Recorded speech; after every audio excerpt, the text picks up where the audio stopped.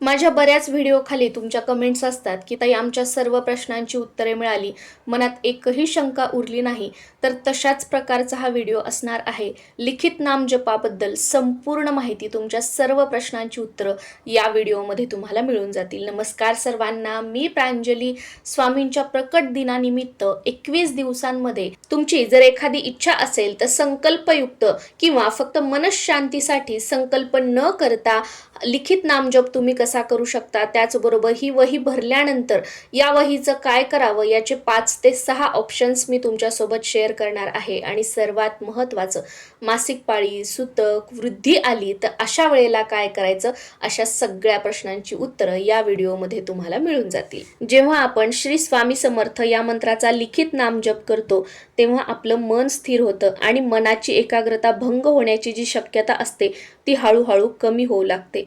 आपण स्वामींचा जप किती वेळा करतो यापेक्षा किती एकाग्र चित्ताने आणि मनापासून करतो यावरच त्या नामजपाचे फायदे आपल्याला अनुभवायला मिळत असतात. बऱ्याच जणांचं काय असतं बघा, की जर मी आज वही आणली आणि एकाच दिवसात पूर्ण वही भरून टाकली तर मला लगेच अनुभव येतील, माझी ही इच्छा पूर्ण होईल, माझ्या आयुष्यामध्ये चमत्कार होईल. तर असं काहीही होणार नाही. तुमच्या मनातला हा भ्रम काढून टाका. कारण का की अस्थिर मनाने जर आपण स्वामी नामाचा जप 1000 वेळा केला आणि स्थिर व प्रसन्न मनाने एकाग्र चित्ताने फक्त 108 वेळा केला तर या 108 वेळा केलेल्या जपाचे फळ आपल्याला 1000 वेळा नामजप केल्या इतके मिळते. पण जर तुम्ही अस्थिर मनाने भले 1000 वेळा जप केला तर त्याचा तुम्हाला काहीही फायदा होणार नाही. त्याचप्रमाणे तुम्ही एका दिवसामध्ये पूर्ण वही भरली तर त्याचा तुम्हाला काहीच फायदा होणार नाही. या उलट तुम्ही दररोज 108 वेळा किंवा फक्त अगदी एक पान एकाग्र चित्ताने व प्रसन्न मनाने लिहिलं तर त्याचा तुम्हाला खूप जास्त प्रमाणामध्ये फायदा होईल. आणि सर्वात महत्त्वाचं, जेव्हा आपण लिखित नामजप करतो ना तर तेव्हा आपलं नकारात्मक विचारांपासून संरक्षण होतं, आपलं मन प्रसन्न राहायला लागतं. बघा, बऱ्याच वेळेला असं होतं की आपल्या नातेवाईकांमध्ये असेल, मित्रमंडळींमध्ये असेल किंवा आपले शेजारी पाजारी असतील, त्यांचा एखादा शब्द आपल्याला असा लागतो ना की दिवसभर आपल्या मनामध्ये तीच गोष्ट घुटमळत असते आणि मग त्या दिवशी आपल्याला दिवसभर काम करावंसं नाही वाटत. समोर आपण जेवायला ताट घेतो पण भूकच नाही येतो, घासच आपल्या नरड्याच्या खाली उतरत नाही. बघा, असं होतं. त्या दिवशी आपल्याला किती जरी फोन आले तर आपल्याला कोणासोबत फोनवर बोलावंसं नाही वाटत. घरामध्ये पण आपण शांत शांत राहतो आणि घरात जर एखादी व्यक्ती परत परत एखादी गोष्ट बोलायला लागली तर लगेच आपण चिडतो, थोडंसं शांत राहू दे ना, असं झोपून वगैरे राहतो. तर या सगळ्या गोष्टी आहेत ना की छोट्या छोट्या गोष्टींचा आपल्या मनावर परिणाम होतो आणि आपण दुःखी राहतो. तर या गोष्टी हळूहळू कमी होऊ लागतात. या गोष्टींचा आपल्याला काहीच फरक पडत नाही आणि आपण आपल्या आपल्या आयुष्यामध्ये आनंदी राहतो, मजेशीर राहतो. त्याचबरोबर जेव्हा आपण लिखित नामजप करतो ना तर असं म्हटलं जातं, जसं जसं महिन्यामागून महिने जातील, वर्षामागून वर्ष जातील ना तर तसं तसं आपल्या हातावरच्या ज्या रेखा असतात तर त्या सुद्धा बदलतात असं म्हटलं जातं. म्हणजेच काय, तर आपलं दुर्भाग्य सौभाग्यामध्ये बदलतं. त्यामुळे जर तुम्ही लिखित नामजप करण्याचा विचार करत असाल तर आवर्जून आजपासूनच सुरुवात करा. आता बरेच जण असंही म्हणतील की लिखित नामजपाची सुरुवात कधीपासून करावी, तर बघा, गुरुचरित्र ग्रंथामध्ये सांगितलेलं आहे, मन असता पवित्र सदा सर्व काळ वाचावे श्री गुरुचरित्र. ज्या दिवशी आपलं मन पवित्र आहे, अगदी अंतःकरणापासून वाटत आहे की आजपासून मला या सेवेला सुरुवात करायची, या क्षणापासून मला सेवेला सुरुवात करायची, तर काहीही मनामध्ये विचार न आणता त्या वेळेपासून तुम्ही सुरुवात करू शकता. कारण देव हा भक्तीचा विषय आहे, भीतीचा विषय नाहीये. त्याच्यामुळे घाबरायचं नाहीये. आपण देवाचं नाव लिहित आहोत, चांगलं सत्कर्म करत आहोत, मग याच्यासाठी वार कोणता, वेळ कोणती, या गोष्टी महत्त्वाच्या नाहीयेत. तुम्हाला किती अंतःकरणापासून ही सेवा करावीशी वाटते ते महत्त्वाचं आहे. पण बऱ्याच जणांचं असं असतं की नाही ताई, वार सांगा. तर बघा, स्वामींचा वार गुरुवार आहे. तुम्हाला हवा असेल तर तुम्ही कोणत्याही गुरुवारपासून सेवेला सुरुवात करू शकता किंवा पौर्णिमेपासून सुरुवात करू शकता किंवा तुमच्या कुलदेवीचा जो कोणता वार असेल त्या दिवसापासून तुम्ही सुरुवात करू शकता किंवा आठवड्यातला कोणता वार तुमचा आवडता वार आहे त्या दिवसापासून सुद्धा तुम्ही सुरुवात करू शकता. नामजप लिहिण्यासाठी नामजपाची एक वेगळी वही सुद्धा मार्केटमध्ये तुम्हाला मिळते. पण जर का तुमच्या घरी एखादी नवी कोरी वही असेल किंवा एखादं रजिस्टर असेल तर त्यामध्ये सुद्धा तुम्ही लिहिलं तरीही चालू शकतं. फक्त पेन मात्र आपल्याला लाल कलरचा आणि बॉल पेन घ्यायचा आहे. शाईच्या पेनने पेनने हा जो मंत्र आहे तो आपल्याला लिहायचा नाहीये. आणि समजा वहीचं किंवा रजिस्टरचं एक पान असेल तर तुमचं अक्षर किती मोठं आहे किती छोटं आहे यानुसार एका पानावर तुम्ही 2 रेषा ओढू शकता आणि 3 उभे कप्पे तयार करू शकता, किंवा एक मध्यभागी रेष ओढायची आणि 2 खापे करायचे आणि त्यामध्ये तुम्ही नामजप लिहू शकता. आता नामजप तुम्ही रोज 1 पान सुद्धा लिहू शकता, 5 पानं सुद्धा लिहू शकता किंवा 11 पानं सुद्धा लिहू शकता.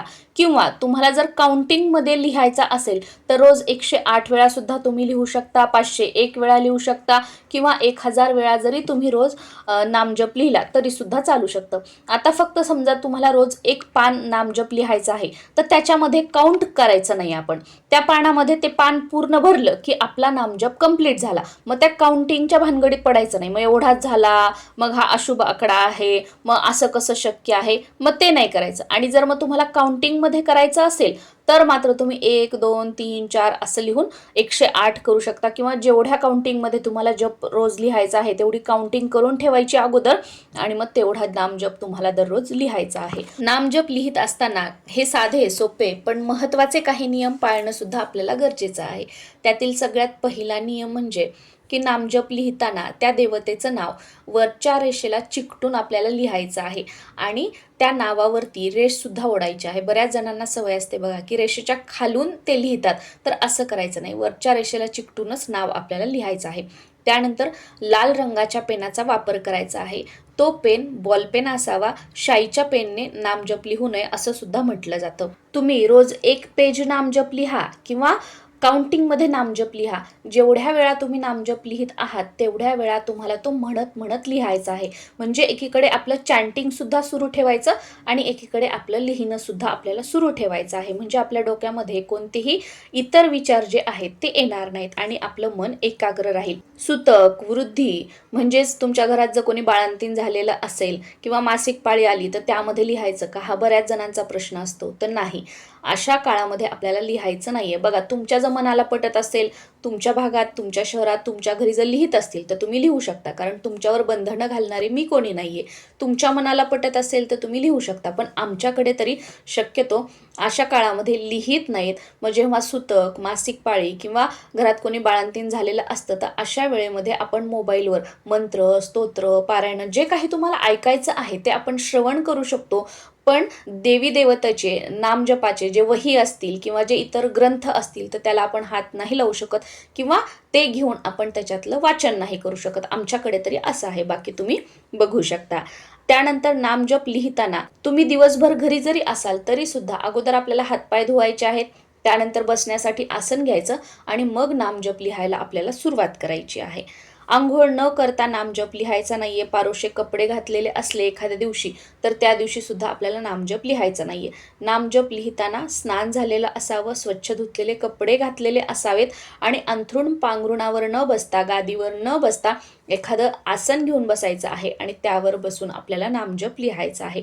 तुम्हाला जर खाली बसता येत नसेल तर टेबल खुर्चीवर बसून सुद्धा आपण नामजप लिहू शकतो. जे लोक मांसाहार करतात म्हणजे नॉनव्हेज खातात त्यांचे पण खूप सारे प्रश्न असतात. जर तुम्ही नॉनव्हेज खाल्लेलं असेल तर त्यानंतर नामजप लिहायचा नाहीये. तुम्हाला जर बनवायचं जरी असेल किंवा खायचं जरी असेल तर त्या दिवशी काय करायचं, सकाळी स्नान वगैरे झाल्यावर अगोदर आपला नामजप लिहून घ्यायचा आणि त्यानंतर मग तुम्हाला दिवसभर काय करायचं असेल ते तुम्ही करू शकता. तुम्हाला जर हवं असेल आणि तुमची जर एखादी इच्छा असेल तर तुम्ही संकल्पयुक्त सुद्धा लिखित नामजप लिहू शकता.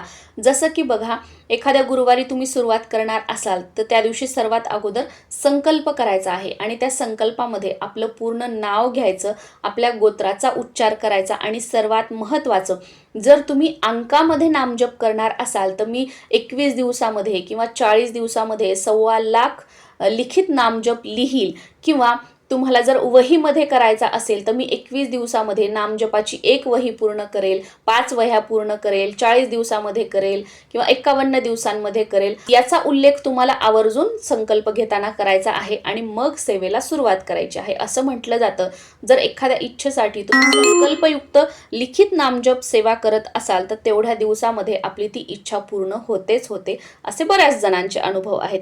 आणि तुम्हाला संकल्पयुक्त ही सेवा करायची नसेल तर अगदी फक्त मनशांतीसाठी दररोज तुम्ही 1 पेज असेल किंवा 108 वेळा असेल, कधी वाटलं की नाही मला 5 पेज लिहायचं आहे किंवा 1000 वेळा लिहायचा आहे, तर त्याप्रमाणे सुद्धा तुम्ही लिहू शकता. पण शक्यतो काय करायचं की हा नामजप लिहिताना आसन एकच ठेवायचं आहे आणि जागासुद्धा आणि वेळसुद्धा जर आपण एकच ठेवण्याचा प्रयत्न केला तर याचे खूप चांगले अनुभव आपल्याला अनुभवायला मिळतात. कारण त्याच वेळेला त्याच जागेवर जर आपण दररोज सेवा केली तर तिथली जी एनर्जी असते ना, रोज त्याच वेळेला आपली वाट बघत असते आणि अशा वेळेला आपल्याला सिद्धी जी असते ती लवकर प्राप्त होते. गावाला वगैरे कुठे गेलो तर ही वही आपल्यासोबत ठेवायची आणि आपण जिथे कुठे आहोत तिथे जरी आपण नामजप लिहिला तरी सुद्धा चालतो. ही वही पूर्ण भरल्यानंतर या वहीचं काय करायचं हा बऱ्याच जणांचा प्रश्न असतो.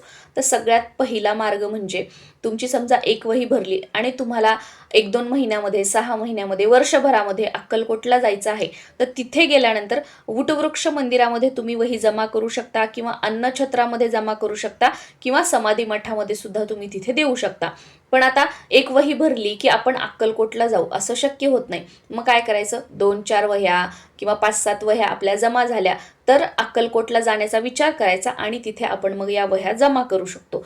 पण अक्कलकोटला जाण्याचा सध्या तरी तुमचा काही विचार नाहीये, योग नाहीये तसा, तर अशा वेळेला तुम्ही काय करू शकता, तुमच्या शहरामध्ये, तुमच्या एरियामध्ये, कॉलनीमध्ये जर एखाद्या कोणत्याही मंदिराचं काम सुरू असेल तर त्या मंदिराच्या पायाभरणीमध्ये या वह्या तुम्ही ठेवण्यासाठी देऊ शकता. किंवा तुमचं स्वतःचं शेत असेल, रान असेल तर त्यामध्ये मध्यभागी तुम्ही खोल खड्डा करायचा आणि त्यामध्ये या वह्या ठेवून दाबून देऊ शकता. यामुळे जर तुमचं रानामध्ये धान्य व्यवस्थित उगवत नसेल, तुम्हाला कोणत्याच कामामध्ये यश मिळत नसेल, फायदा होत नसेल, तर त्या जागेतील सर्व दोष नष्ट होऊन स्वामींच्या कृपेने सगळं आपल्या मनाप्रमाणे होईल आणि काय सांगता येईल की स्वामी चमत्काराने पुढच्या वेळेस तुमचं धान्य तुमच्या अपेक्षेपेक्षाही चांगलं उगवू शकतं. तर तुमच्या श्रद्धेनुसार तुम्ही असंही करू शकता. किंवा तुमच्या शहरामध्ये, गावात जर एखादी वाहती नदी असेल किंवा एखाद्या तीर्थक्षेत्री तुम्ही गेलात तर तिथल्या नदीमध्ये तुम्ही प्रवाहित करू शकता किंवा तुम्ही समुद्रामध्ये सुद्धा या वह्या ज्या आहेत त्या प्रवाहित करू शकता. यंदा 2026 मध्ये 20 फेब्रुवारीला शुक्रवारी श्री स्वामी समर्थ महाराजांचा प्रकट दिन आहे. स्वामींच्या प्रकट दिनानिमित्त जर तुमची एखादी इच्छा असेल तर संकल्पयुक्त सुद्धा तुम्ही या सेवेला सुरुवात करू शकता किंवा तुमची कोणतीही इच्छा नसेल तरी सुद्धा एक स्वामी सेवा म्हणून किंवा मनशांतीसाठी 21 दिवस तुम्ही ही सेवा करू शकता. या 21 दिवसांच्या सेवेला तुम्हाला सुरुवात करायची असेल तर 28 फेब्रुवारीला तुम्हाला संकल्प करायचा असेल, संकल्पयुक्त सेवा करायची असेल तर, नाही तर फक्त 21 दिवसांची सेवा करायची असेल तरी सुद्धा 28 फेब्रुवारीला आपल्याला सुरुवात करायची आहे. म्हणजे 20 मार्चला स्वामी समर्थ महाराजांच्या प्रकट दिनी आपला या सेवेचा 21वा दिवस असेल. आणि या दिवसांमध्ये तर मी तुम्हाला सांगितलेलंच आहे की मासिक पाळी आली, गावाला गेलं किंवा तुमच्या घरात कोणाची डिलिव्हरी झाली, सुतक पडलं तर काय करायचं, तुमच्या सगळ्या प्रश्नांची उत्तरं या व्हिडिओमध्ये तुम्हाला मिळून जातील. आय होप लिखित नामजपाबद्दल संपूर्ण माहिती या व्हिडिओमधून तुम्हाला मिळालेली असेल. पण तरी सुद्धा अजून काही प्रश्न असतील तर खाली कॉमेंटमध्ये तुम्ही विचारू शकता. नक्कीच त्यांची उत्तरं देण्याचा मी प्रयत्न करेल. नमस्कार.